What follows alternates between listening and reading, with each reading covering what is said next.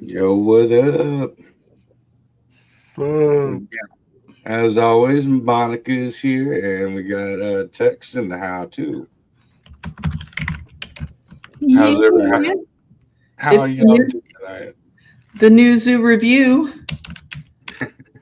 You remember that? The new zoo review. I Yeah. do. Coming back at you. Henrietta Hippo, Freddie the Frog. Who was the owl? I can't remember the owl.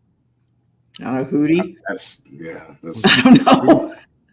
I have no idea. I just remember that theme song. The new zoo review. yeah. The details, I'm lost. Yeah, I'm fuzzy on the details. Yeah, obviously, I mean, it's been 40 something years since I've heard it. Like the bill on Capitol Hill. I'm just a bill on Capitol Hill. Oh, So, God. what's up with this? You got Freddie the Frog, Henrietta Hippo, and Charlie the Owl.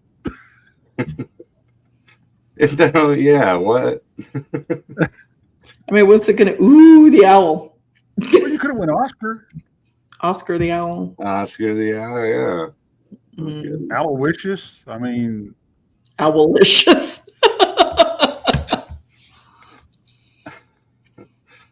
So before we kick it off, do y'all have any special New Year's plan, New Year's Eve, or y'all doing any shows, or you going to party, or I would probably be doing shows because I ain't going nowhere. So tired. I don't want to do any more shows for the rest of the year. I don't want to do them. I want to do them. I want to rest. I'm tired. But I got to. I told Donnie Cho I'd do his show again tomorrow night. nice? That's always fun. Because I never know what Donnie's going to say. It's you are rolling the dice on his show. So anybody in the chat that hasn't checked out Donnie Cho Says Stuff, aka Donnie Cho Says Shit, Right? it's a grab bag, and you never know what you're gonna get. It's fun. It's fun in that regard, but I think tomorrow night he said it is. Hold on, what did he call it? He's keeping with the horror movie theme, I believe, and He- he's going paranormal TV tier list. Yes. Yeah, It's going to be you, Krista, and Brandy. and then Saturday night, and then later that night, it's going to be me, Krista, and Brandy, and BMR. Ah, so you're And double. Tex, and Tex, and I will Tex, be there too. and Tex. Mhm. Yeah, in fact, I got to get used to your new schedule. me and you both. The and Brandy and Krista are on Spaced Out Radio tonight. Oh, sweet.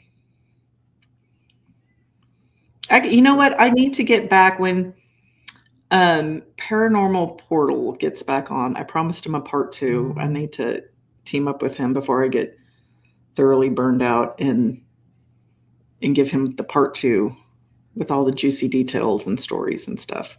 Oh, what's his name? Forgot his name. That was the dude that we did. Yeah, he came on my show. Yeah, yeah. Brent. Brent. Yeah, Brent, Brent that's Thomas. it. Yeah, he's a good guy. Yeah, he is. You know, and of course, you're going to get a break. Next week? Going out in the field. Is it next week? Oh, I don't know if I'm going to be able to go.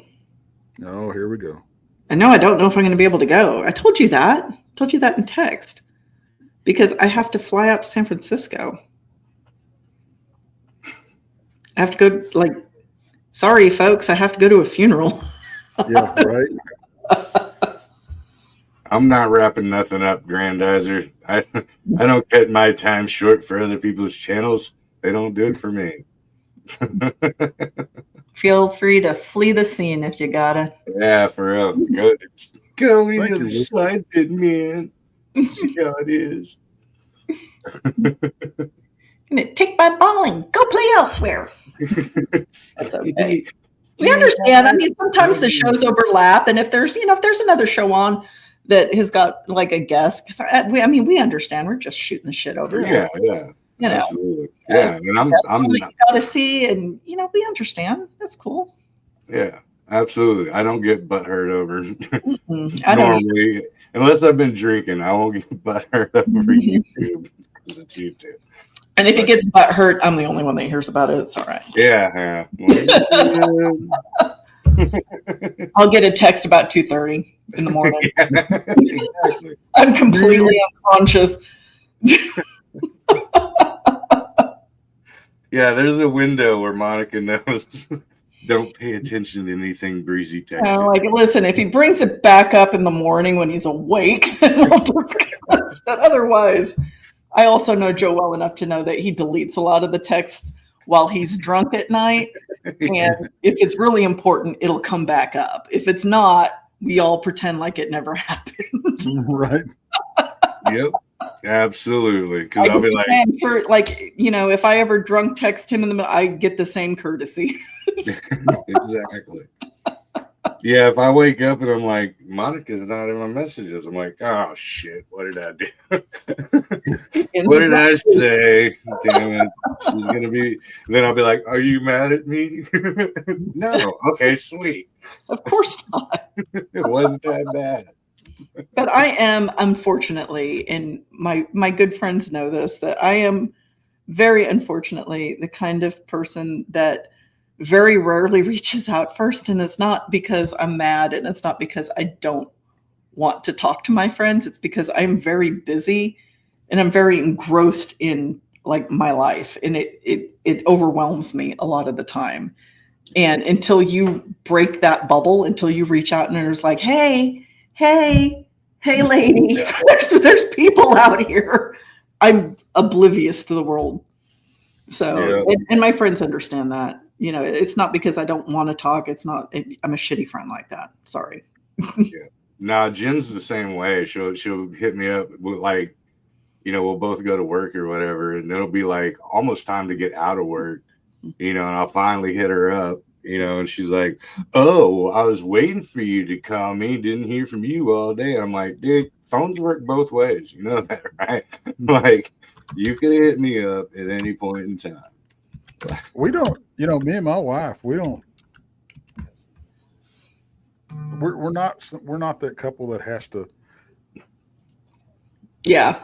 Be in touch 24/7, and it's like when I go out in the field, I check in, once. Maybe she'll contact me. I mean, hey, you're still alive type thing. You having a good time, whatever. I mean, that's about it. It's no long drawn out conversation. It's not, why didn't you text me? Okay. Yeah. Chris and I are like a sentence or a paragraph and an okay answer. Okay. Thumbs up. It's all good. Yeah. No, I'm the same way. I don't care if I get hit up or not, but I think she just does that just so she has something on me. That way she'll be like, so you didn't hit me up till 5. Now you owe dinner.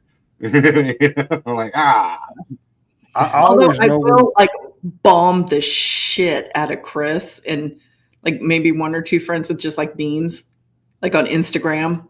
Like they get buried with like reels and stuff, like funny reels. I'm like, just boom, boom, boom. But in TikTok, if I know you're open to it and you're not easily offended, you're going to get buried with what I think is funny on Instagram and TikTok. Oh, you I know something's wrong with me. I know something's wrong when my wife goes either I'm fine or it's fine. Yeah. Yeah. Oh, I don't even answer. I'll leave you on. I don't even have read receipts. I don't even have my phone set up for that. You don't even know if I read your shit. I just don't answer. Yeah, I was doing my last bit of research for tonight's topic, and Jim's like talking to me. She's like, I sliced my pinky right here, and my shoulder's been killing me. I'm like, okay, and I'm like, It sucks to suck. yeah, Go. yeah, I'm like, yeah, okay, cool. She's like, oh, all right then. Well, I'm just gonna go to the other room. I'm like, oh shit. So I have to deal with that after this. I used to work But with a guy.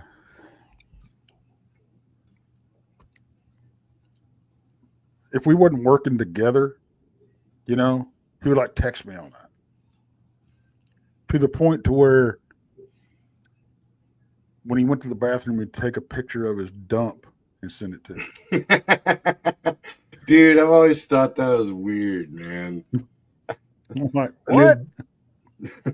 Before like cell phones were like a big thing, unless you had a lot of money, dude. I had a tattoo artist, dude, who was he was learning to, I wouldn't call him an artist. He was An he apprentice? used me as a canvas. Yeah, he wasn't even that. He was straight out of his house. But I was drunk enough to let him do all sorts of stuff on me. I still got a bunch of it. But he had a freaking framed picture of like one of the most massive turds you've ever seen. Like he was proud of it. And it was like, yeah, it was like a framed freaking picture. I was like, what in the actual, like, I don't know, man. That right there, that lines up with me like the same as when homies like pass out and their homies like marker their face up and draw wings and shit across their forehead. I'm like, dude, no, I don't get it. I mean, do your thing, man, but I don't get it.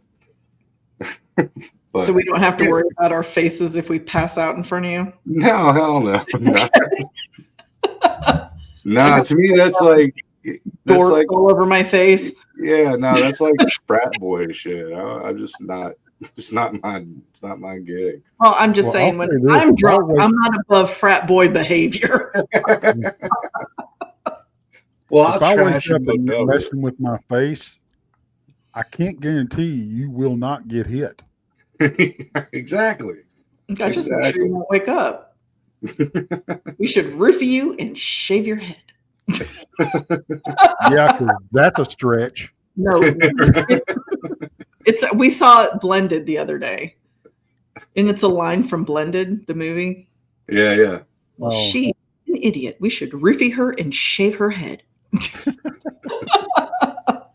Jen loves that movie, man. I love that movie. Yeah, Drew Barrymore and Adam Sandler are like her two faves in the world. She's got a crush on both of them. Drew Barrymore is like my celebrity, like best friend in my head.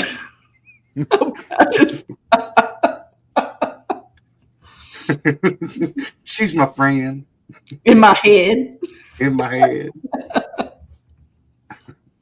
So I don't know who all was tuned into our paranormal world last night, but tonight we are discussing Gremlins, and not just the movie, the actual Gremlin lore.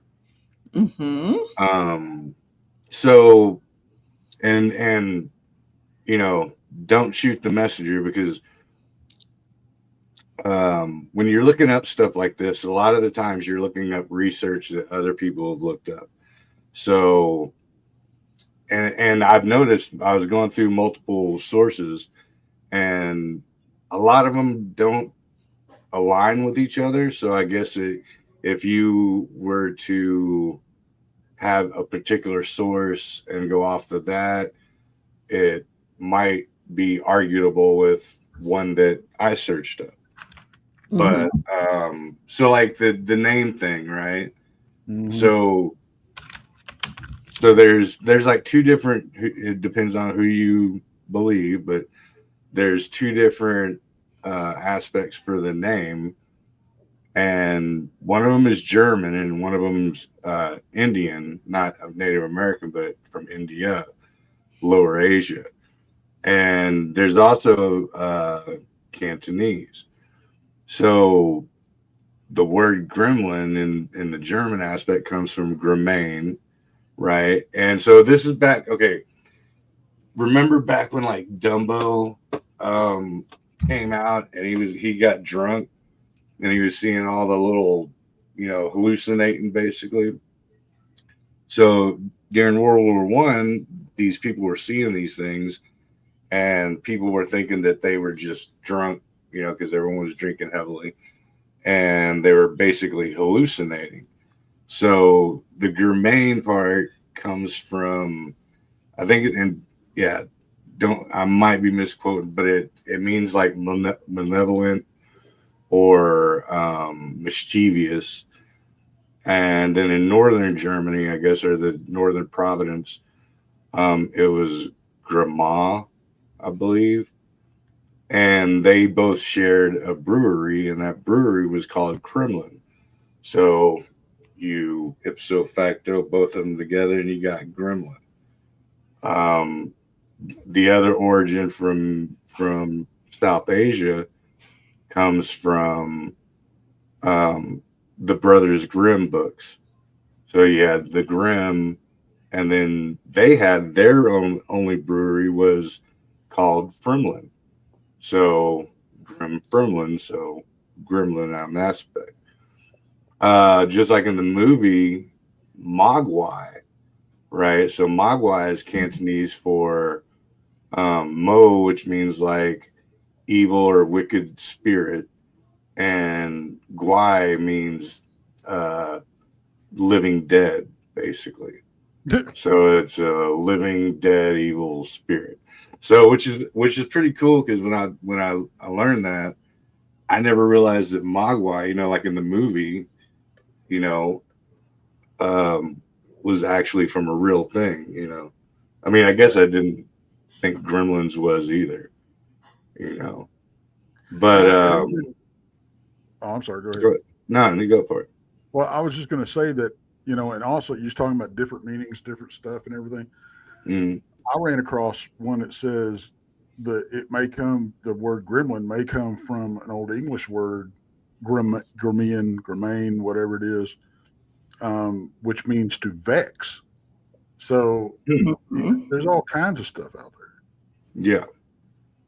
yeah, yeah. I I think But but okay, we were talking about the origin. We was talking about World War I, World War II, that type of thing. In World War I, it was and the Royal Air Force. It was slang for gremlin meant it was slang for a low ranking officer or an enlisted man with difficult assignments. It wasn't until World War II that it came in the aviation folklore. okay, okay. I feel well. The way the rabbit hole I went down, it was these people were. There wasn't like any incidences. It wasn't like the gremlins were tearing up the plane, but like if they went off course or if they messed up, is because they're drunk, and then they'd blame it on something else. This is kind of like the gist I got. Sure. They'd be like, no, well, there was this, a little dude running around in the plane, and I got distracted, and then they're like, oh yeah, you're seeing shit because you're drunk, that kind of Wasn't that. what wasn't Domino's the Noid basically a gremlin? Yeah, Yeah. and then there He was was always remember yeah, and if you think about similarities on looks, right? So there are counts of land gremlins that like on the gnome thing, literally, or the Noid or whatever, they're wearing the red pants and they have the red pointed hat. So, and if you think back to Looney Tunes, remember the little green dude that was in the red suit? He barely came out, but he was a the gremlin, and gremlin. he goes, Yeah. yeah. So if you look at a gnome, you look at the Noid, you look at that little gremlin dude. You know what I mean? Like it's like, Mhm. yeah, there's a similarity there. And that takes me also to physicalities of these things. So there's that version of it. Um, there are other versions of it being, especially in later on in World War II, being atmospheric. That's what they considered it. Is they were atmospheric, and they could like ghost in and out of the ships. And they would be like, they were considered like almost like a celestial, or like, you know, a ghost type of thing that would, you know, zoom in and out. And then there was another physicality of them that where they were like like we were talking about last night, from the Twilight Zone, where they're like literally monsters on the side of the ship. And oddly enough, the description looks a lot like what we consider gremlins from the movie. They had pointy ears, big teeth, exaggerated smile, red eyes, no fur except for, you know, a strip on the top of their head, you know. And there are also ones that are electric. They look like they're electric beings. And if you remember Gremlins 2, so remember how like all the Gremlins 2, there was the electric one that like got in the phone line. Yeah. Then there was the hot gremlin chick. They totally knocked it down. Oh yeah. Yeah. And then there's like the professor. Yeah. There's the professor and the Frank Sinatra gremlin. You know, so what I'm getting at on that, I guess, is we were kind of talking about it backstage. There's so much variety as far as what they looked like to certain people and what certain people considered a gremlin. Right. But or brownies or sprites or elves or, you know, any of those, or gnomes. But one thing about them that they all have in common is this mischievous factor, right? So call it what you want, you know. I mean, you know, you can name it anything on the book, but the only real thing that I've seen that draws them all together is they're small, right? And mischievous. And they can help you out if you're cool with them, but if you piss them off, you know, it shows over, man. Sometimes they just do it because that's in their nature, though. They're mischievous trickster like beings, right? So they just do it for the hell of it. Whether you've wronged them or not, they're just there because they like it. They just cause trouble because they like it. Yeah, a little troublemaking bastards. You know? Yeah, they'll be helpful occasionally, sure, but you know, they like mucking up things. I mean, who doesn't? Shit. Mucka. We've all toilet papered a house. Hell, I mean, come on. Yeah, hell yeah. We've all put rotten shrimp shells on somebody's engine block. I did a rotten. I did a fish one time. Yeah, nobody knows where that smell's coming from. Just so you know. And if you really want to get them and you have access to the house, put it in the air ducts. Nobody ever looks in the air. Yeah, so you could do that. You could do that. Not very good advice. You could do that on engine blocks back in the day because that was, you know, before you had to get inside to pop the hood.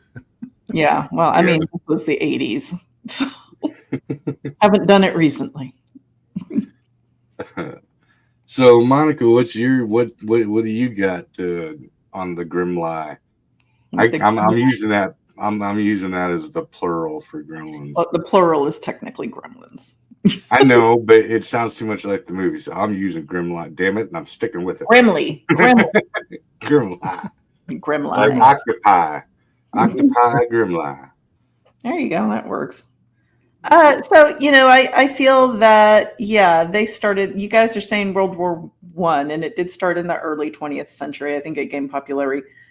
I was taught in World War II, where the Royal Air Force really started using the term to describe the troubles they were having with their engines. Specifically, you know, something goes wrong. Yeah, it's a gremlin. It's a gremlin, yeah. You know, I think it's a mixture, like we've already touched on, that it's, you know, it's a term that other cultures have latched onto, and they're using that term to describe other fey creatures that are mischievous, like brownies and kobolds and, sprites and just anything that gets in there and causes mischief, they'll associate it to a gremlin. It's just a generalized term. I don't think that there is necessarily a gremlin creature. It's what started off as just a common phrase for something going wrong, and it has evolved into like something you call something that goes wrong that could be attributed to something more specific, in my opinion. Yeah. I think if there is a gremlin creature at this point, it would be an egregore, because the people, it's the what that brings those things around? The belief of the many. So it's a group of people believing that a gremlin looks like something specific when I don't think it had any real specific identity to begin with. It was just, something that a brownie did, or something that a kobold did, or something that a sprite did. And people, maybe they caught glimpses of them. Maybe people were curious. Oh, heck, they're saying it's a gremlin. Somebody like us took it real serious, wanted to know what the heck a gremlin was. And the closest thing they could find was whatever was in the immediate folklore vicinity. And they heard descriptions of well, it sounds like maybe it was a brownie. Maybe it was this thing, and it's evolved into this creature now that everybody believes in. So that's probably what it is at this point. It's come into reality because everybody believes that that's what it is and that's what it looks like. And that's where we are now. We got gremlins, people. We got gremlins. We all believe in the gremlin. We all, it brought on a life of its own. We got gremlins.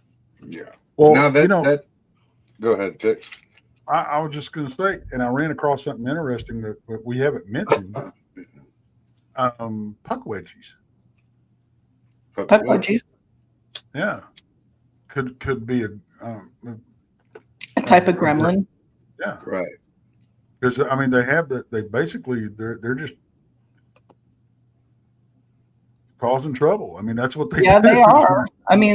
They're mischievous little guys, like the little people. Yeah. Yeah. So, they're not particularly friendly. Right. No. And that would round us right back to where we were at, where there's all these different sightings, if you would say, or whatever, that identify them differently, but the commonality is the name, right? So say like say you're in the war and you're on a plane, you're doing your thing, you and your buddy, they worked their asses off. So you've been up doing 16-hour shifts or 18-hour shifts, and your boy, that you fly with, is your main dude, messes something up. He messed up, forgot to do this, forgot to check this point, and then you go, oh, what really happened up there, man? Why did the malfunction happen? Dude, I swear it was a gremlin, man. And it wouldn't even be like, I saw this little guy running around. You just be like, freaking gremlins in the plane, dude. Telling you. Yeah, it wouldn't mind, because it'd be easier to blame it on that than blame your boy for it. To be, because he could get, punished or insubordination or whatever, or failing to do his job. So if you blame it, if you both conspire on it, and you blame it on this, and it doesn't necessarily mean a fictional character, it just means the plane's acting up, Right. Like, yeah, so you'd be like, Nick, fucking gremlin, and then everyone just starts using that as an excuse before you know it.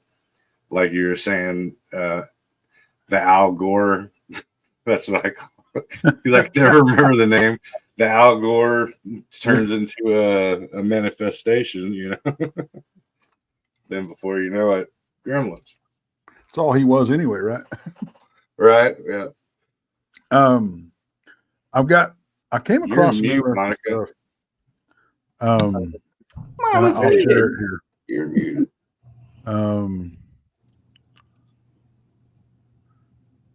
If you want to bring that up. Show's What's question. That? Hmm? Oh, what's the difference between a gremlin and a goblin?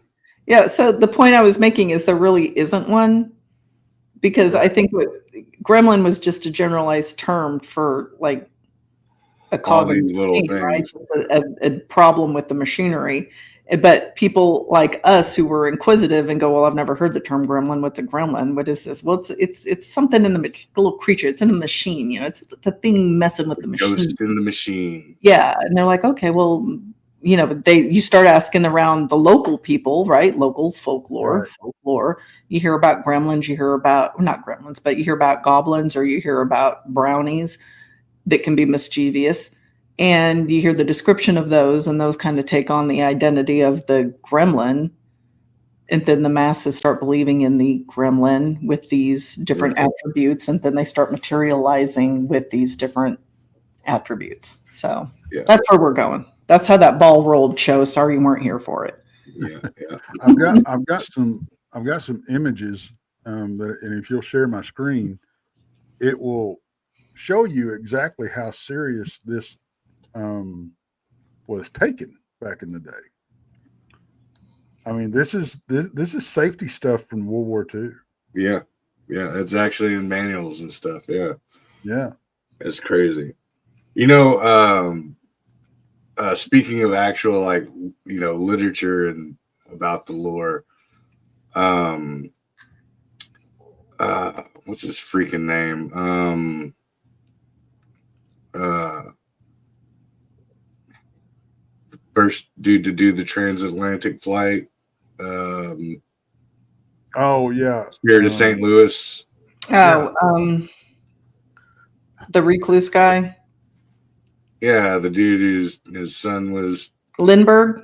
Lindbergh. Yeah. Yeah. Charles Lindbergh. So in his 1954, 1956 biography, he talks about when he was doing that flight that he came into contact with gremlins, and they were in his plane, and they were teaching him aviation stuff. But okay, so it's like, okay, credible-ish source, right? But he'd also been up for 48 hours before by the time completing that flight. And he was said that he would see him out the sides of his peripherals, and they were wisping creatures, and they were etherical and more like ghosts. But they would keep him awake, through the thing, and they would tell him, school him on aviation and mechanics and stuff like that while he was flying. Dope. I mean, yeah, but also you've been up for 48 hours. I've seen plenty. Seeing some shit too. I've been up for multiple days. You always start seeing stuff out of the side of your eyes. That's just how it works. But I need to post these safety posters around my office. There you go. They're awesome. Wear your goddamn safety goggles. There's gremlins in there. Yeah. They love to throw stuff around. what happened to that report? Fucking gremlin. Gremlin ate it. My gremlin ate my homework. I'll use that next time OSHA comes on site. Fucking gremlins, dude. Yeah. You can't find me. Gremlins. Yeah, exactly. Find a gremlin. There's also telltale of Ben Franklin being coached learning electricity from gremlins, right? Sure. And then that so some people connect that to, remember when they found his crib and they found like all the bones in the walls and stuff like that. I don't know if you Have know bones in the walls? Benjamin Franklin. That doesn't surprise me. He's a Hellfire Club member. Yeah, We're some weird ass dudes. he was playing D&D, Hellfire Club. Yeah, they were playing D&D. Like real life D&D. Stranger Days reference. But no, so some people go, well, that's what it was. He was those were gremlin sacrifices to help him learn electricity. Which Okay. Yeah. It's Okay. just So, like, like, okay, brownies and well, okay, no, I take that back because some of the Fae did like have conditions where they'd help around the house, but you had to sacrifice a member of your household to them as tribute. Like that was the payment. Wasn't porridge, wasn't a thimble full of cream, right. or a loaf of bread, or scrap of whatever as payment, like you're supposed to do. Nah, it's a freaking family member. But you got out of it by saying, oh yeah, well, mug broke and this happened and that happened and there was this damage and that damage and you didn't prevent it. How do I know you didn't cause it? So as repayment, you don't get paid because I had to pay to replace those things. Yeah. So you didn't do your job. Yeah. There was this another one was, so there's very few, I guess, well-known publications of, so you got the Lindbergh one, the Ben Franklin one is just, I don't know where that came from. I don't think there's any written documentation on that. And I'd be really surprised. I feel like that would be suppressed if that. Yeah, right. Yeah. Anyway. But there was a dude, his name was Michael Bachman. He was a reporter for Cryptozoologist or Zoology, which was a cryptic newspaper. And I want to say the late 2010s. And he interviewed a 92-year-old World War II vet. And they were flying like a fleet of B-1 bombers. So there was like a bunch of them, a whole fleet of them flying through Germany or whatever, France, I don't know. But he actually interviewed the dude, and he had the what we consider gremlins from the 80s movie. He said they looked like half ant, half lizard, dudes about 3.5 feet tall, and they were crawling all over the plane, just like in. That's a little large. Yeah, exactly. It's the bigger of the size. I think the biggest I've heard is like 5.5 feet. What? Yeah. Gremlins being like, on the plane, like ripping the plane apart, kind of like to see. Right, exactly. Twilight Zone. Yeah. So if you think about it, the guy you're talking about, is this the guy that let's see, where's it at? He was a B-17 pilot. Is that the one you're talking about? I think so, probably. Yeah, that sounds about right. The many failures which occurred during the time period were due to the mischievous actions of little creatures. Says they were capable of attaching themselves to the fuselage, staying high altitude. He says, "Oh yeah, he says, "Oh, they are real, all right. They'd climb inside the aircraft and hide in there and hook up under the wings." That's the dude. Yeah. That's so great. I mean, yeah, but also that. Well, okay, I don't want to discredit a 92-year-old, World War II vet. That's not my place to discredit anybody. Period.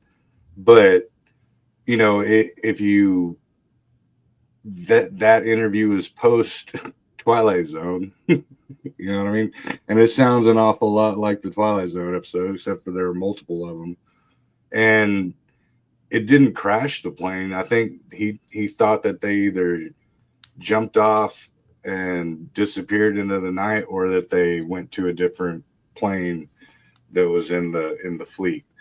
So yeah. So, I mean, there are, if you consider people telling the truth to publicated sources, if you consider that fact or consider that more creditable than just hearing, oh, yeah, I heard Benjamin Franklin had gremlins, showing him how to use the kite for electricity, then... if that's more solid to you, then take it how it is, but if not, you just don't believe nothing nobody says, and hey, that's cool too. Here's something interesting. Now this is from March 7th, 2024.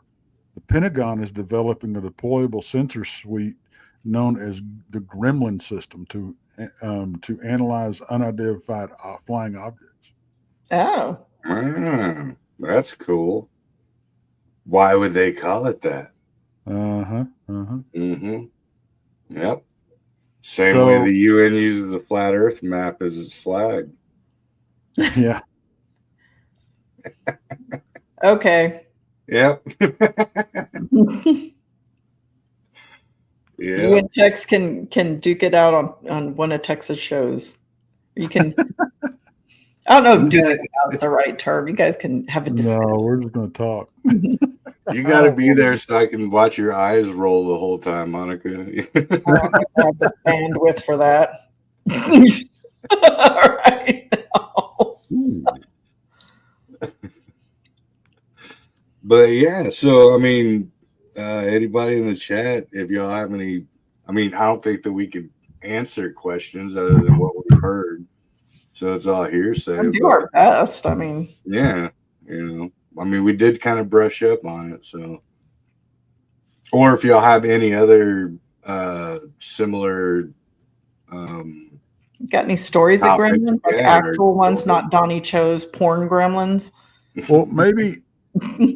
Dude, I gotta find a porn gremlins mission. This is interesting.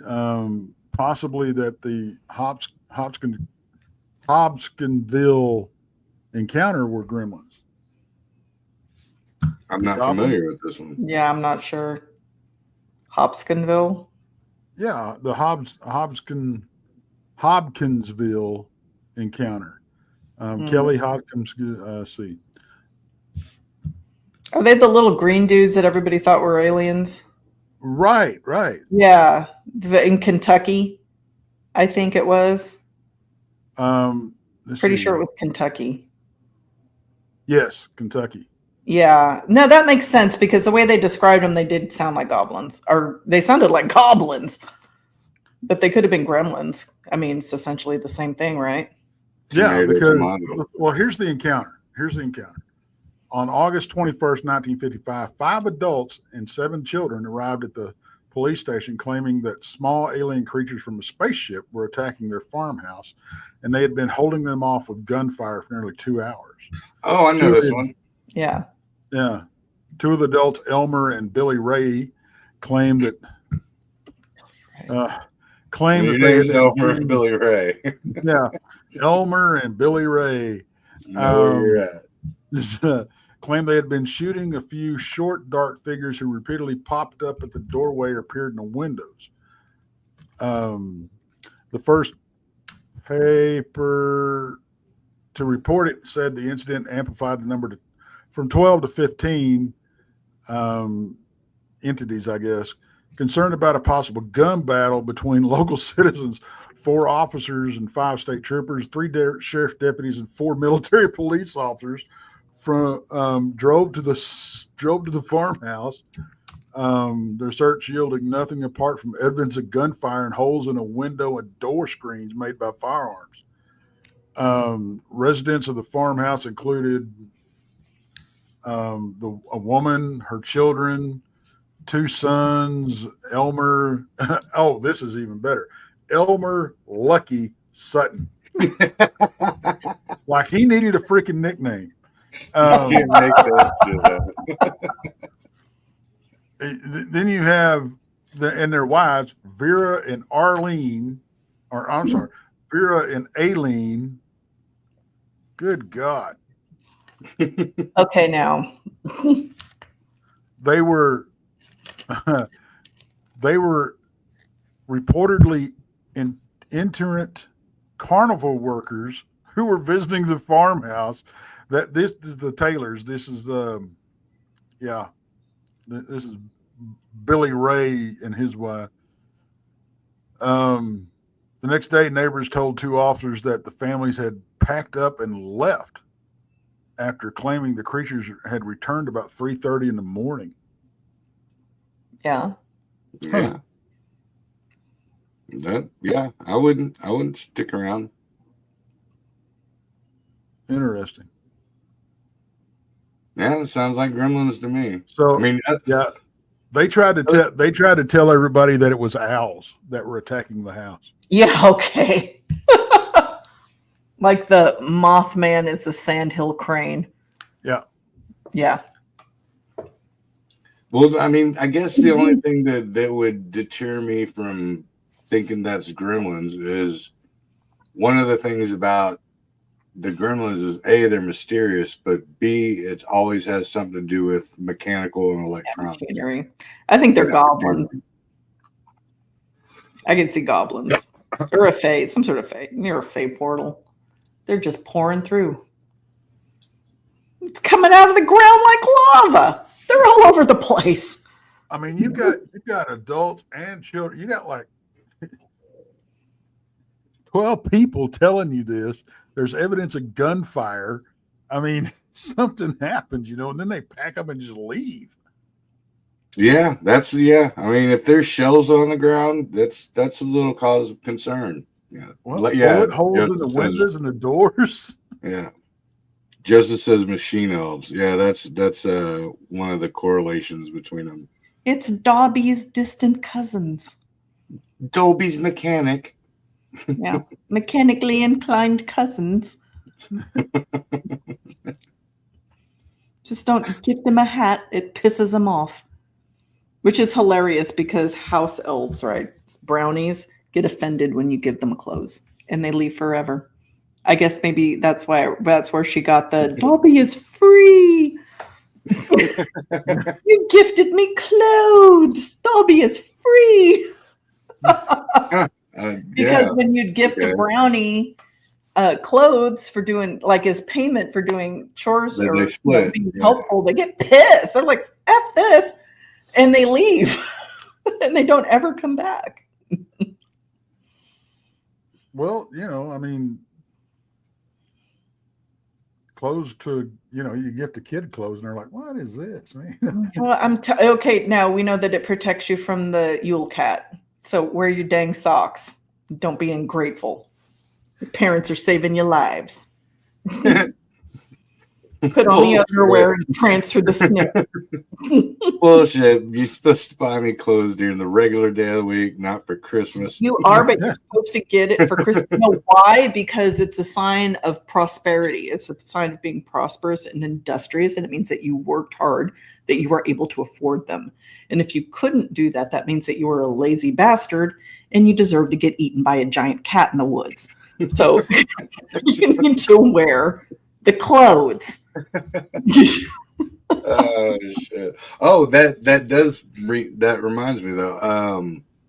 And don't shoot the messenger if I'm wrong, but so that old dude story from World War II, I believe the Lindbergh one, and there was another one about, like I was saying, about the electric gremlin. So I think it was a chick, and I want to say this is in like Upper Ohio, maybe West Virginia. Saw like a little gremlin, and it went and it hid behind an electric pole, and she watched the electric pole go out, and then watched like a power surge go, all the way down. And there was a huge, I think it was in the 90s, it was a huge blackout and it blacked out like Ohio, I want to say Pennsylvania, parts of New York, West Virginia, and she says that's what caused it. But it was the electric gremlin, right? The electric gremlin sounds like a name for a personal massager. I'm just saying. That would actually be a gay bar in Austin. Yeah. I wouldn't be so polite. It doesn't sound like a personal massager. It sounds like a vibrator. The electric gremlin. I mean, they got the bunny. I mean, why not? But shit, I forgot where I was going with that. But there was those all took place right around Christmas time. So if you consider that, so if you consider like the ethereal gremlins that are, ghosting through material, so they're not exactly material. So now you're opening up the whole thing for the veil, right? And them coming in and out of dimensions and materializing within our dimension, to where it's a little bit of both, Right. So I talk a lot with my hands. You got it from me. Yeah. I've always been like that. And it used to suck because whenever we used to do shows with Josh, and because he does that a lot too, like, and then blah, blah, blah. And like, I'm doing it too. And I'm like, I swear I'm not trying to copy you. I'm like, dude, and look. It happens. It happens. Just, when you're thinking, you're like, okay, this is like if you're trying to keep your train of thought on the rails. This helps keep it on the rails for some reason. Dude, Jen makes fun of me relentlessly because I do it when I'm on the phone with people and they can't see me. I'm like, yeah, bro. And then so anyway, so I was over there, right? Like right over there. And then we went over to the other, I went down to the store and she's like, hey, they can't freaking see you. What the fuck are you doing? And I'm like, video call. Yeah, I'm like, oh, it's just the way I talk.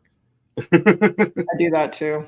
I'll be driving in the car, on Bluetooth in the car, and I'm like, it's the thing going on. People are driving by going, what the hell? Like, the hell is wrong with having an attack of some kind? Yeah. Yeah. I probably got it from like wrestling in the 80s and was like, brother, you got to get over there. These 26-inch pythons. Yeah. What you gonna do? What are you gonna do? And hope it goes for you. You gotta get in there and you gotta get. Yeah, exactly. You're gonna live in a van down by the river, eating a steady diet of government cheese. Gotta get in there. Grab that bull by its horns. Dude, the greatest one, not to shift gears, but the greatest one was Chris Farley when he did the Wayne's World, where he was a security guard. He's like, first he's gonna go to Minneapolis, then over to, and then back to. Oh my God, I haven't seen Wayne's World in so long. I did that the other night to Chris. I was like, diddly-doo. He's like, oh, that's Wayne's World. I was like, diddly-doo, diddly-doo, diddly-doo. Yeah. Maybe we ought to start doing that when we on an extra. There you go. Yeah, I guess, we're gonna have to swing Jennifer later. We can really give Donnie Cho's last guest a fit and sing Bohemian Rhapsody. Yeah. Wayne's World style. Like, we'll all shove in a gremlin, because wasn't he in a gremlin? Yeah. Car? Yeah. In the car. Well, they were, singing Bohemian Rhapsody because it was. Yeah. Oh, yeah. It was. Oh God, what's his name? Splanked on the sidekick's name. Who? Garth. Yeah. Garth's car was a gremlin. Yeah. Yeah. Marketing genius names a car a gremlin. And it had a gremlin, for Christ's sake. Come on. It's made in America. There's nothing wrong with it. Yeah, American Motor Company. Yeah, AMC. Yep. Well, I think we done kicked gremlins into the dirt. Did we curb stop the gremlins? There's no more gremlins around here. Did we take them from the airplane and curb stomp them into the ground? Yeah. So, and we're on the coming up on the 1 hour mark. So yeah, now we're getting into the breezy speakeasy and just grabbing the bull by the horns and bullshitting. Yeah. So yeah. It's peppered away. It did weird me out how much of the stuff in the movie was really a part of it, because So like you think about the bright light, you think about, okay, so like it wasn't really the gremlins' fault, but remember how the dad, when because he was like an inventor or wannabe inventor, and Yeah. like none of his shit worked, like it always messed up. Gremlins, you know what I mean? Like I never Right. I never put two and two together on that, because I saw Gremlins as a kid as just a movie about gremlins, you know. Right. Yeah, but now that you incorporate that kind of knowledge with it, then you go, oh, that's why his shit. It's a two-part thing. That's why his stuff didn't work, because it had gremlins in it. I mean, maybe that's just me stretching, but it makes sense. And then the Mogwai thing. Like, who would have thought that the Mogwai part was actually? I mean, they're not considered gremlins, but the name itself is, a wicked, evil, dead spirit. So, but which is odd too, because the only Mogwai was Gizmo, and Gizmo was the nicest fucking thing in the world. Yeah. You know, Where did see? And that's what I was wondering. Where did the Mogwai come from? Because that was never explained. right? Yeah. No, the word is Cantonese, like I was saying, but yeah, he went down to Chinatown and bought the Mogwai off the old dude, and for a present for his son. Right. And the old guy was like, "I'm not going to sell him." And then his little nephew was like, or grandson or whatever, was like, "No, we need the money." So he snuck it out and sold it to the dad. And then it gave him the 3 rules: don't let it get wet, don't feed it after midnight, and no bright lights. And that's what ended up. So bright lights was in that order. So he got wet first, then he popped out the other Mogwai, and then they unplugged the clock. So he thought it was before midnight and fed them. And the ones that fed turned into the gremlins. And then he destroyed them with the bright light, at the mall, right? In the fountain. Because they jumped in the fountain trying to make more gremlins, and they opened up the skylight on the mall. So, foreshadowing, you know what I mean? But yeah, I mean, so I didn't realize how in tune that the writers or whatever had to actually be to the gremlin lore, because obviously I didn't know gremlin lore in the 80s. Because how are you going to know shit back then? You know what I mean? If it's not in your, It's not in the library, you're going to learn it. Yeah, or your Encyclopedia Britannica, you know what I mean? You're not going to know nothing. And it wasn't on Unsolved Mysteries. That's for sure. If Spock didn't talk about it, you didn't know about it. Yeah. I'm reading up the origin of the word Mogwai. Donnie Cho says stuff. I heard it was Cantonese. So it is Cantonese. Yeah, so the Mo and the Gwai. Cantonese for Mogwai, meaning monster, evil spirit, devil, demon. Also, the term Ma derives from the Sanskrit Mara. Yeah, Sanskrit. Evil beings, literally death. Yeah. So, and there's a picture of these things. Let me see if I can yoink this. Ooh, it let me. And upload it here so we can all look at this. This is a very old statue. Hold on. Let me add an overlay here. My son gave me a Christmas ornament that you're gonna want. Uh-oh. Oh, so yeah, there is another. Where's my JPEG? Sweet. Sweet. I love Elvira. That's Me nice. too. Have you read her new Damn. That's a Cantonese Mogwai. Jeez Louise. Yeah, no, I'm good. Yeah, right. Back to Elvira. Yeah. Mhm. No, her Years Cruelly Mistress of the Dark biography that she just released. I think it was like 2 years ago she released it. Yeah, it's fucked up. You will not look at a lot of musicians, because she was like a early teen, not a groupie, but she like went to go see a bunch of bands all the time because she lived in like a podunk town out in, I think, Kansas. And so she was like one of those band followers. And you'll lose a lot of respect for a lot of people you listen to that you thought were really cool. Jimmy Page, yeah, new. Jimi Hendrix, new.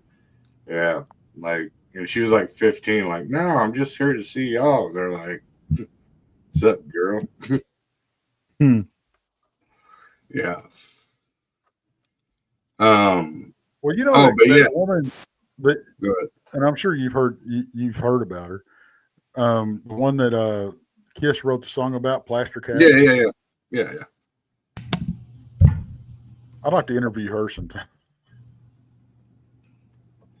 Yeah, there's her and there's a few of them. I actually just recently watched a thing on like the top 10 or 15 groupies or whatever from the 70s, 60s, and 70s. That like songs were wrote about them. Yeah, that's pretty interesting stuff. But they were legal. Well, it's like, I was watching the thing yesterday, I think it was, about, and I had no idea about Candy Dog. Yeah. That, wow. Walk on the Wild Side was written about her. Mm-hmm. Yeah. But yeah, so I think this is my last freaking point on it. So there is a theory that, so I think it was like it was written in like 1942 or 1943, but it was like a military thing about Japanese culture. And it showed them with a lot of like cult symbology, like pentagrams and stuff like that. So there was an entire theory that for war use, just like the Germans did during World War II, were using occult practices to bring in evil spirits to fight the enemy. So that there's a sect of cats that say that they were bringing the gremlins in to sabotage the military. Yeah. I mean, Hitler was into the occult. I could see him trying that. Well, it's the Japanese dudes, but yeah, same thing. Interesting. Well, then there you go. You got Asia and you got Germany. Yeah. Right. So yeah,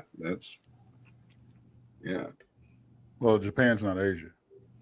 Well, yeah, not technically, but close enough. I mean, if you wanted to stick them on them, you're right in the territory. Yeah. Yeah. If you call upon some jinn and you're like, go fight my enemies, the first place they're going to go is Asia if you're in Japan.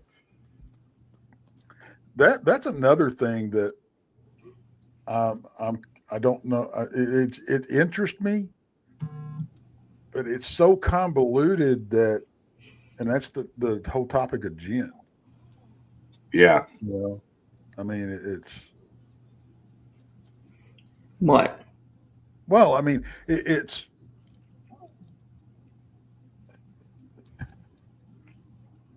I mean, are we talking about the things in the bottle? Or are we talking about what are the evil spirits? What are they? Yeah. They're spirits from before the universe was even formed. like before there was time. And they have personalities like you and I have personalities. There's good and evil. They're made from fire, right? Yeah, the smokeless flame. Yeah. There are some that remain in that form, like the Ifrit. And I misspoke, Pancho. Sorry about the Japanese not being Asian. Yeah. It's the Chinese that aren't Asian. Well, China's North Asia. India is South Asia. Mongolians aren't Asian. I do not believe that's what. That kind of look like they would be. Yeah, wait a minute. More than Indians do. No, Japan. Japan's Oriental, right? Man, I'd be lying if I just know that Japan's far most, I guess, how would the globe work? That would be far most east. So yeah, the East Orient, I guess is what they'd call it back then. I've heard that. Okay. So here we go. The term Oriental is generally considered outdated and inaccurate when referring to people of Asian descent. Yeah. Okay, never mind. Oriental is now considered to be offensive and racist. Yeah. Sorry, I did not know. Yeah, all I know is from South Park. Where is the goddamn shitty wop? When the sushi dude and the Jeff or what is it? I forgot how it goes, but when he's out, man, goddamn shitty wop. What? Remember South Park where he was like the Asian dude that had like the Chinese restaurant, and then he was in it for a few episodes, and then a sushi dude from Japan moved into South Park, and they had like this huge battle because it was being utterly offensive, but it's South Park, so who gives a shit?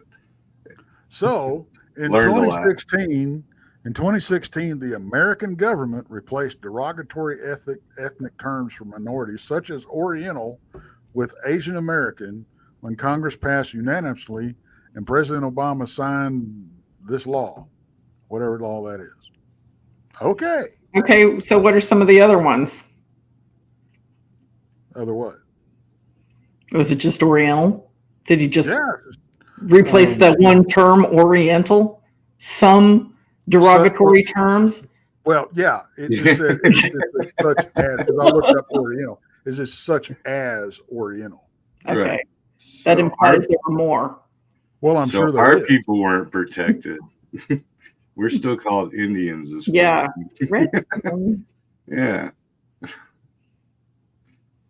No, actually, I got into, and I'm not trying to toe the line here, but buddy of mine, he's from Cleveland, and he's like, yeah, and when they changed the Cleveland Indians name, and he's like, how do you feel about that being Native American? Because I don't think they should have changed it. And same with the Washington Redskins, right? I did. And well, so my take on it was, so Chief Wahoo, right? And both of them, so the Cleveland Indians was named after one of the first Native American baseball players ever, like Jackie Robinson was for, his race, right? So African American, right? And so their family was like upset that it was changed or trying to be changed. So if I don't think you could get away with calling the Redskins any other color of skin without people raising hell about it. But if if their family is proud of it, and they're in their whole history of people are down with it, then fine, so be it, whatever. But yeah, do I actually think that it's an appropriate term? I think that most races would be offended if you called a football team or a baseball team after the color of their skin. Yeah.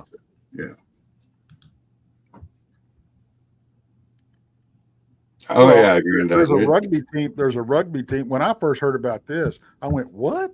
The called the All Blacks. I mean, that's what it's called. Right on. Yes, I mean, I guess you just, yeah. It doesn't mean that, but I mean, when I first looked at it, I'm like, "What?" Right,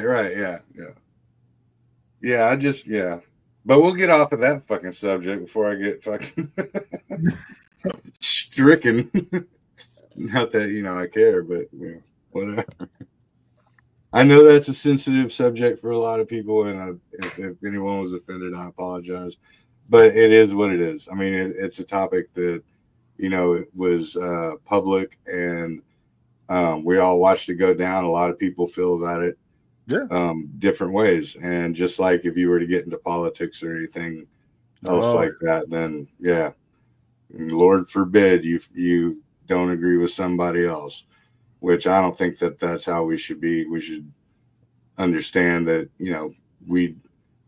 we don't always see eye to eye, and that's okay. And it's for us to just come to terms with that person does not agree with my opinion. Okay. Yep. No big deal. I'm a flat earther. I get dogged on all the time. That's cool. I'm not pushing my agenda on anybody. Threw something at me today. Yes, I did. Reply? You know that was fake, and you just didn't want to admit it. Did I watch it? At what point am I just You should have. If you didn't. I had a busy day. I had to work, and then I had to come home and cook. Lily stood all day at work, and then I stood all night in the kitchen. I got to eat about an hour before we went on. Dude. I haven't eaten since after the show last night. And I got a shot. My day started with a shot of steroids in my rear end for my back. What? Because I've got some serious disc issues apparently, and my doctor is very concerned. I have to go for another MRI because he's like, it's getting to the point where this is like some sort of compression issue in my lower back. Right. Because now when I'm walking, it used to be like if I got up and moved around, it would like kind of go away. But over the last month and a half, it hasn't gone away as I get up and move around. Well, and it's getting worse throughout the day to where if I'm like walking and I step a certain way or I kind of turn while I'm talking, the sensation in my lower legs will completely go away. And I don't fall, but I feel like I'm going to fall. And my doctor's like, yeah, you need to get in and we need to get you an MRI. Well, I know, and my sister-in-law is kind of dealing with the same kind of stuff. Yeah, you got to watch that stuff because it will. I'd like to not be crippled in the next 5 years. It'll take you off your feet in a hurry. Yeah, it feels very much like that's the direction I'm heading. It was throwing, it was giving you fits out there, when we were camping out. Yeah, and it's it's not getting any better. I told him I'm taking over the counter meds for it. It's not touching it. Ain't touching it. Cutting it. Yeah. So I got a lot of steroids in the Butox and a prescription to back that up and an MRI. Get to start the year off. Right. $500 on an MRI. Yeah, see, that's my gig. I got so many check engine, Monica, because I talked to you, behind the scenes, but I got so many check engine lights on, but I don't have insurance or anything like that. So Oh, My body's a res car. I'm like, it only works in reverse now. We're just gonna keep driving in reverse where you got to go. As soon as that transmission finally goes out, that's it. Yeah, I mean, I know I have a bulging disc, but apparently it's like progressed. Because I had an MRI like 6 months ago, and he's like, and there I was reading the MRI results, and I have one on both sides, but my left side is significantly worse. And that's the side that really hurts. It's like 6 millimeters, which is the size of a 1 carat diamond, by the way. Yeah. And I'm like, that seems like a lot to be sticking out of my spine. And he's like, oh, that's considered moderate. That's not that bad. We'll just get you, you just stretch and do this and that. And I'm like, okay. Yeah, Jen does the chiropractor thing, and I'm like, pseudoscience. It's might as well be witchcraft. She's like, no, it helps. I'm like, no, it doesn't. It's all in your head. I'm convinced they're going to sever my spine somehow by twisting my neck off, or I don't know what. Yeah, that's what I'm saying. Because you can have an internal decapitation, and you've got a lot of very sensitive things coming up through your spinal column. Yeah, we're going to adjust you wrong and forget it. Yeah, to me, two things I will not let, even if I did have freaking the best health insurance in the world, that I would never let them touch is spine and brain, because they don't know nothing. They don't know enough about it. You know what I mean? Like, it's just, have you ever, y'all, I'm sure y'all have seen, like the nerve network of a human without, any dude, no, yeah. That looks like the wiring on a freaking 2024, BMW or something. Yeah, it looks like eyeballs with a bunch of yarn hanging off of it. Yeah. There's no way.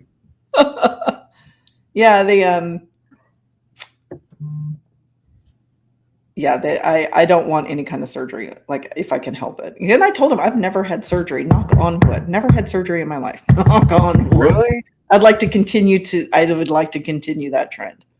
I'm happy with that trend. Crazy. I had surgery before I was even in middle school. Actually, I had surgery before I was even in elementary. I had a freaking my grandma's dog literally bit my face off. Holy shit. Yeah, I was washing dishes with my grandma, and she had his name was Junior. He's this giant freaking German Shepherd, and he was sleeping like right behind us. And I slipped and fell off, and he just out of instinct went and just literally bit. So I got like 4 posts of my face where he scrunched my whole skin off my face. Yeah. I've been bit by dogs, but I hadn't had to have surgery, obviously. Oh no, it was bad. I got scars all over me from dog bites, but no, I had to get plastic surgery, and then they gave me the wrong medicine. So like by the time my mom saw me, my face was full up like 4 times its size. And it like scared the crap out of her. I bet. Another weird part about that story, and I'll probably cover I'm thinking about doing a story about, my life and stuff like that. But so when I was in the, I don't know what you call it, whenever you're in the room, but you're not in the ER, you're not in surgery. My mom went outside to go smoke a cigarette, and there was a guy. He was in the room either next to me, when they have just the sheet thing, and or a couple down. And she said that he was in there and he was handcuffed to a bed, and there was a cop sitting next to him, and he was like jumped up at my mom, and he was like, "They're gonna kill your son. They're gonna kill your son." And like the cop, and the cop ran over and like shut the curtain, and all you hear is oof, oof, like you're roughing them up. Yeah. That's pretty. That was a good one. Jeez Louise. Yeah. But yeah, I think I was, man, I don't know. I was a toddler. Yeah. But yeah, My dad had surgery before he was like 6 months old. He had an obstructed bowel. And that's back when they thought that babies couldn't feel pain and they didn't use anesthesia on them. Ooh, nasty. He had this scar his whole life from his sternum like to his belly button. It was a horrific scar because back in the 40s there were like great plastic surgeons for children. Right. Cut him open, did what they had to do in there, like a newborn essentially, and then just sewed him back up. And he was always very quick to tell me when my children were born, make sure you tell them. He was very sensitive about that bowel obstruction runs in our family. If there's any kind of complication, make sure you tell them that, because apparently that's not something that doctors think about. Yeah. No, I could continue, but I'll just let that one fly. I got so many of those. Like when I got my tonsils removed, I felt the whole thing. I could taste the metal. Like I could hear. You were telling us that the other night. Yeah. Yeah. I got a ton of them though. Like, yeah. A lot of pain. I'm terrified to have surgery. Which is horrible because I'm a vain bitch and I kind of want plastic surgery. I woke up. I got my nose broke boxing, and they had to go in and reconstruct it. Mm. And I woke up when they were pulling the tube out of my throat, the breathing tube. Yeah, the esophageal tube. They had me strapped down. The intubation tube. And so I wake up and I panicked. And at that point in my life, I was just stupid strong. I mean, it was just nuts. But how they basically crucify you on the table, right? Right. They got you strapped down like this. And challenge accepted. So my instinct was to, fight. And I broke this thing over here on my right side and took a swing. And all I heard was somebody grabbed my wrist, and all I heard was, "Not today." And then a burning sensation in my veins. And then I was,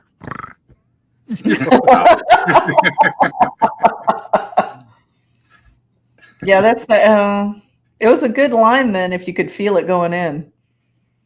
Oh yeah. Yeah. Oh yeah. That was the good stuff. And before that surgery, when they're prepping you and putting your IV in and everything, the nurse, of course, that was back in the day, man. I was 18 years old. I'd been hauling hay and worked outside a lot, and and all this kind of stuff. And my skin was like freaking leather, right? And she couldn't get the IV. She was putting it in my hand, and she couldn't get the IV needle to poke through my skin. Oh, you had elephant skin. And I just got elephantitis. Oh, I know a guy that's got that.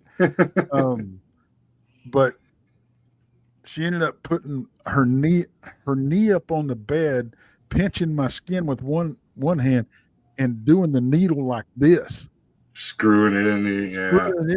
And when it went in, pow! Oh shit! That doesn't seem legal. She's cranking on it and everything. And she looks at my mom and she goes, "Am I hurting him?" She goes, "No, you'd know." No. But yeah. That's And crazy. is there no other place than your hand to put the God blessed IV? Well, you would think they'd put it in the crook of your arm, but yeah. Here, there's here, because I've had them here many times. I've had them I hate them in my hand. That hurts worse. Yeah. You can draw blood. You can butterfly my hand. In fact, I prefer you do that. It hurts less to me. But yeah, here. I mean, you can get some, here. You want to get real sensitive in your foot, in your ankle. You can puss. Yeah. Oh, yeah. You can get a main line in your. Yeah. Yeah.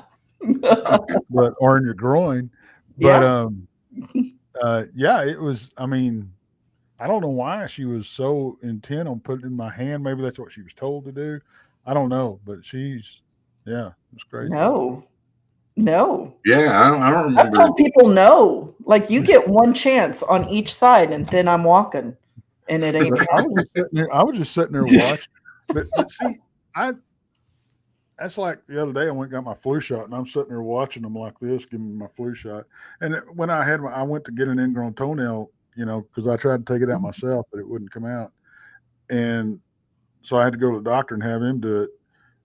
And I had him raise me up so I could watch him do it. You watch him operate on my toe. Yeah, I see, can't with it when they deaden it, when they stick the needles in. That looks, God bless it. So Riley had this weird growth on thankfully it wasn't cancerous, but it was some sort of tumor that like popped up on the pad of his finger. Right. And it was like an extra, like right at the fingerprint, like right on the pad. Right. And it was like an extra pad. And we took him into the dermatologist to take a look at it. And they, of course, removed it. But when they did it just like egg and ingrown. They deadened the whole area. Bless his sweet little heart. They had to strap him down.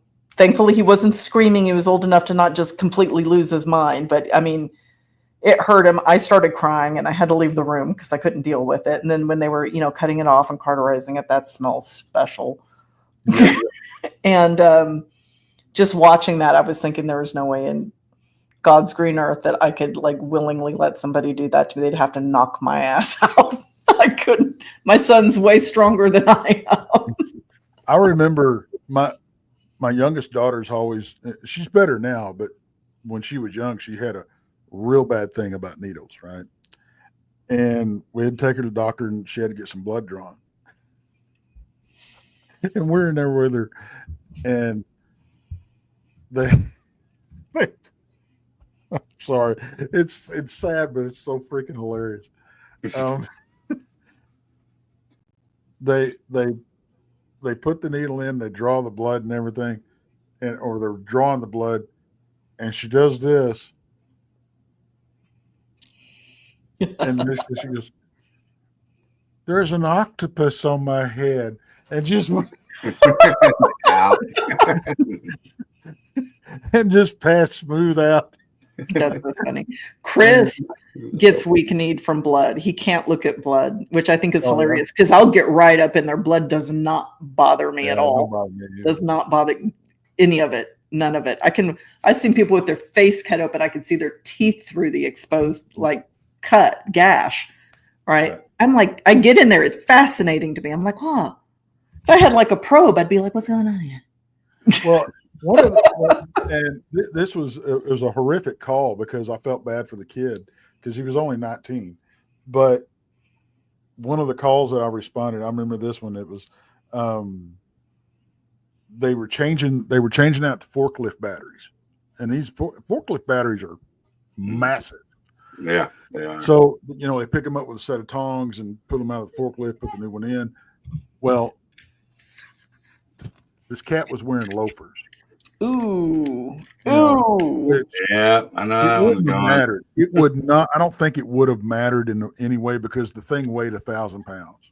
Yeah. Okay. It's one of the maybe composite toes would have helped a little bit, but if it had been a steel toe, it probably would have just chopped his foot completely off. Oh. Yeah.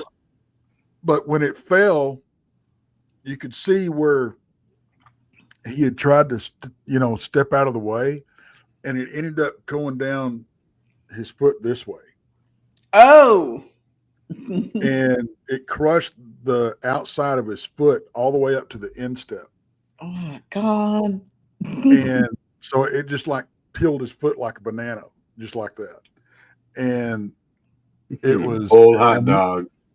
Yeah. We popped him with so much morphine that we couldn't give him anymore. Yeah, he needs like a saddle block or something. And I mean, we're on scene. I mean, there's only so much we can do, We ended up flying to Parkland, but watching this thing, because the foot was split completely open, right? But seeing all that, workings in it and everything, that was really cool. I mean, that's fascinating, but I know that just the trauma. Like, you put yourself in their shoes, you're just like, oh, just. Yeah, and he's never going to be the same. Blood doesn't bother me. The grossness doesn't bother me. The trauma is like, oh. Yeah, that's like when I was doing my round, when I was doing my, because you have to do a round at every, the OR and all that kind of stuff, and I was doing my ER rounds, and it was my first time. I mean, I was still in school. It was my first ER shift and everything, and first patient. It was, talk about baptized by fire, right? This 19-year-old kid comes in with a stab wound to the back, and they had to put in a chest tube, right? So I'm just there to observe. Okay, well, I get backed up in a corner in the room, and I can't get out without disturbing a bunch of people. So I'm just going to sit there and be quiet, right? I'm just watching. And it's a teaching hospital. So they've got this almost doctor type guy trying to put this chest tube in this kid. And those big forceps are about this long and they're curved. Yeah. He's trying to punch those through the ribs, between the ribs, and because they've got him open and he's trying to get access to the lung, and he's trying to push it, and he'd roll off a rib like that. And there's no anesthetic here, guys. And so he did that like 4 or 5 times. He'd just roll off the rib, and the kid would just I had to come up and knock that kid out, stab wound or not. So at this time, they had told me because I'm backed into this corner up on this kid's left side, and they said, grab his arm and hold it out. So I'm holding this kid's arm like this, right? And watching him do all this stuff right here. The surgeon comes in and goes, give me that damn thing. You're killing this kid. And sticks it between the ribs, goes, oh, and just pops it through the rib cage. I mean, the kid screamed bloody murder and everything. I bet he did. Yeah. They drew a couple of liters of blood out of his lungs. He was drowned. Yeah. And then so they wheel him out, and I'm one of the nurses there. I said, damn. I said, that was rough. She goes, yeah, wait till they pull it out. I'm like, oh my gosh. Yeah. I mean, you get into the ER when they're doing a lot of stuff. They have the rubber mallets. They just pound the shit out of the instruments to get them, to wedge in there and do what they need to do. And if you want to watch something crazy, watch them do, watch them crack a chest, or watch orthopedic surgery. That crap is brutal. Yeah, I've seen it all. It's very hammering it and drilling stuff, and it's like, no mercy. Knee surgery. There is no mercy. Knee surgery freaks me out. Knee replacement surgery freaks me out. Yeah, which is I got to have that done. When how I walk, I'm real careful going up and down hills. It's because my right leg has no stability in it. My knee does not. My lower leg will stop, and the rest of my upper leg will keep going, right? Yeah, it's called drawer movement, and Did the bones not mend properly? What happened? No, I've never had surgery on this one. My other one I did. I went to the orthopedic guy one time years ago, and I was going to get it fixed. I just never did, but he was testing it, right. He had me sitting on a table, and he put a hand behind my knee and a hand behind my ankle, and he goes, I want to test your drawer movement. And I'm like, okay, I don't know what the hell that is, whatever. And then he pulled on my leg, and my lower leg shifted about that far. And he's like, whoa. I'm like, he goes, can I go get this guy? And he had a student with him who's doing his rounds. He goes, can I do you mind if we do a case study? I've never seen jaw movement like that. I'm like, I don't care, whatever. You know? Wow. And then they had to play with it. It's like, watch this. Yeah. Look at this freak. Yeah. You're like, I'm a real boy. Don't do that. Yeah, because it's weird because your knee, you know, you're watching your lower leg and your knee's sitting here and you're watching your lower leg do this. Yeah. You know, it's like, no.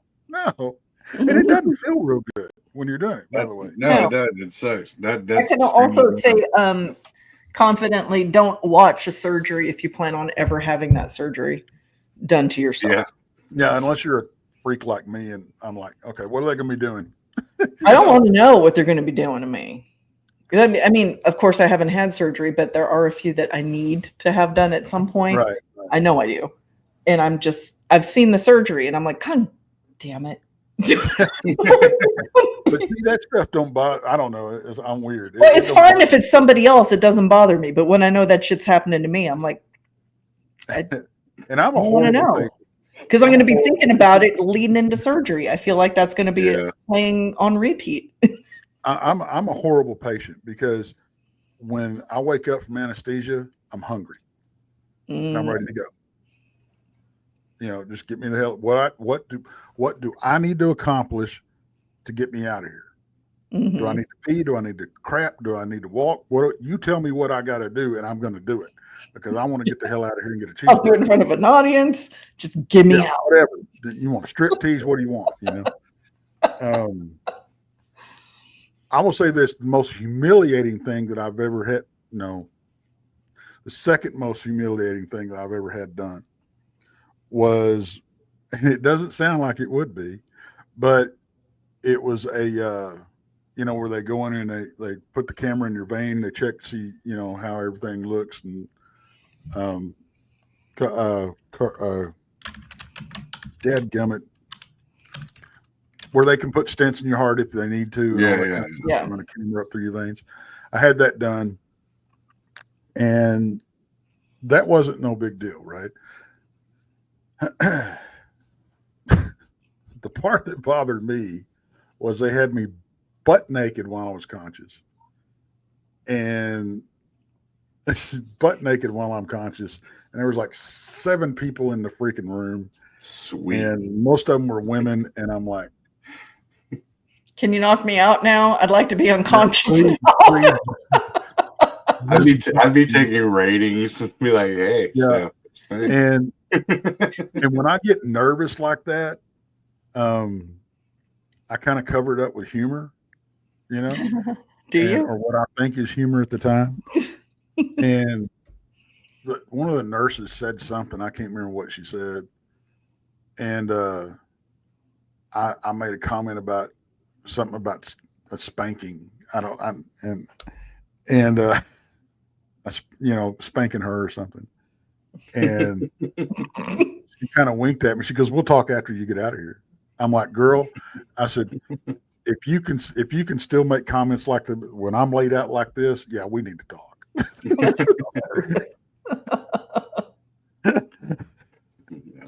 So I got a freaking morbid but pretty hilarious one. This didn't happen to me, but it was my uncle. So me and my cousin like on summertime, all the parents would shift all the kids off to the grandparents, and so I was probably about 10. I think my cousin might have been maybe 13, because I know I was in at least 4th or 5th grade. So I was probably maybe 10, 11, something like that. And we're at my Meemaw's, me and my cousin Chris, and I've talked about him before. And my Meemaw gets like this weird call. She's like in the middle of the night. We're like watching like late night wrestling. It's probably like 11 o'clock at night. And she's like, we're like, what was that about? She's like, I don't know. That was weird. Someone was asking me if this was your Uncle Daniel's mom's house, and blah, blah, blah. And we're like, huh, that's weird. And so she was also dog sitting for my aunt's dogs, and little like a miniature Doberman Shepherd and a pug. They were in the backyard. About 20 minutes later, you hear the dogs start going off, and as soon as that happens, we're like, "What the hell is going on?" And then you hear pounding on the front door, and my Meemaw opens up the freaking door, and it's my uncle. And from half of his leg is got blood like all the way to the knee. The other half is completely freaking drenched, like dripping blood, like almost flowing. And he's like, tells my cousin Chris, grab a trash bag, maybe two, grab some trash bags, and put them on the ground. And he comes and lays down. And so apparently what had happened was him and this dude got into an altercation, and the dude went to stab him with a Bowie knife, like one of them big freaking Bowie knives. And he was in the army, so I guess he like knocked it out of his way, but it chopped part of his finger off and then went from his butt like his butt cheek all the way up to his tailbone. Didn't know about that till later. But so he comes and he lays down and he starts undressing, and he's bleeding like everywhere. He's like, get a fucking mop, get a mop, and don't get this blood on your grandma's house. And so we're like little That's kids. the main concern. Yeah. So like we're mopping it up, and he's like, no shit, this is funny as fuck. And some people won't understand the humor, but he's like butt naked, and he's like, Chris, go grab get a bucket and get a rag and clean up my balls because he had blood. So my cousin's like, dude, like, no, I don't want to do I don't want to be doing this. And that was the time that we learned that my uncle only had one ball. Weird way to find out. So yeah, so he's like, I call up my stepdad at the time. He's like, they can sew me up. They'll just sew me up. No big deal, blah, blah, blah. And so my mom and my stepdad ended up showing up because they lived up in, I think we lived in North Austin at the time. And my Meemaw lived in South Austin. And yeah, he was like, just sew me up. And they're like, no, we can't sew it up because it's deep. You know what I mean? Like you got to like put a drain plug in it. You're going to have to go to the doctor. And he's like, no doctors, because there was an illegal transaction being made during this time. And, it was evident that the police were on the scene and on the case. So he was like, no, man, no. And so he's laying there on this plastic, right, bleeding like more than, and me and my cousin, like, and my grandma, I'm sure, we're in shock. We're like, never seen nothing like this. We're like, holy shit. And he starts pulling this bullshit where he's like, I'm starting to see the light. I'm starting to fade out, and then like collapse, and we're like, oh shit, he's dying, like literally almost in tears. And then he'd be like, you stupid little motherfuckers. He's like, just get some goddamn gauze and pack it in there. It'll be all right. And so my mom and pops, they show up, and he's like, nah, just take me back home out to Bastrop. And he's like, no, just take me home. And Justin, you come with me, man, blah, blah. And so I'm like, yeah, if I can, all right, whatever. So I go out back to his crib, and the whole night he kept pulling that bullshit like on me. Like he's like, I'm just, he had a dog, and he's like, I'm just gonna die with my dog. I'm dying. And I like the most traumatic crap you could put a little kid through, like ever. Now I find it fucking hilarious. But back then, I was like, dude, like I'm gonna be out here way out in the country. with this freaking my uncle dying on me, and he refused to see doctors ever since that, like, or during that whole ordeal. And he just like, I guess, had a homie bring him like a bunch of Vicodin and a bunch of freaking painkillers and rode it out for, I don't know, like about 6 weeks, man, like on the couch at our house. And it's just like, nah, don't need a doctor. And I guess that's kind of where I get it. Where you got it from? I was going to say, rub some Yeah. dirt on it and walk on. Yeah, exactly. But yeah, that was hilarious. But the funniest part was making Chris fucking clean his balls off, man. Another humiliating thing that I've had happen was when I had my vasectomy, and so I'm laying there, right, and they come in and they take a rubber band, right, and they basically lasso the fella and stretch him out, and then use a pair of hemostats to clip him to your shirt. Wow. Dope. It's elastic. It's like, yeah, stretch Armstrong. Good thing I wear a long shirt. I'm laying there, and the doctor says, all right, well, let's do this. And he walks out and he comes back in with and I swear he did this on purpose, the hottest freaking nurse that I've ever seen. Okay. And I'm like, oh God, Yeah. None of that one. But I'll tell you something else I had happen to me when I was being I hadn't been home in 6 months in the military, right? So I'm getting sent home finally, and I'm signing. You got to go get paperwork signed by different people. You got to go to the doctor and get your paperwork signed.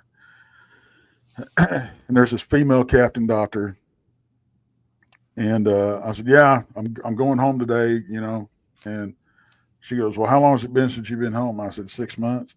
She goes, "Well, I'm going to give you some tests before you go home. I don't want you taking any baggage home, right?"